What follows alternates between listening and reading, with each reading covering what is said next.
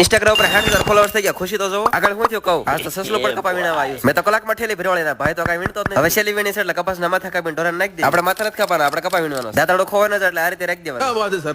જીવડા આંદોલન ઉપર આવી ગયા. શેઠે એક મોટો ઝાડુ હતું પણ કાપી નાખી. માંડ એક સાહ ઉતર્યા. બપોર ચડી ગયા ને ભાઈ કપાન માથા લઈને હું કપાન ઠેલી લઈને ભાગ્યો. ભાગ તો ક્યાં જતા ડિસ્કો કરવાનો. કાસનો ગ્લાસ નથી એટલે કપાન ઠેલી જ મૂકી દીધી માથે. ગીત મુકાય એમ નથી. યુટ્યુબ વાળા કોપીરાઈટ મારી દેશે. બપોર સુધીની મહેનત ઢોળાતા રહી. ઘર ભેગા થયા ઓકરો બાપાએ ફોન લઈ દીધો તો મેચિંગ બહુ થઈ જાય. કાળી સાથે કાળો.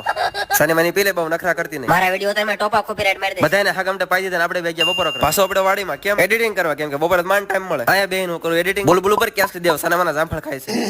આજના વ્લોગના ચીફ ગેસ્ટ છે ખિસકોલી બેન. કાળમુખાને ક્યાં જોઈ લીધો ભાગો.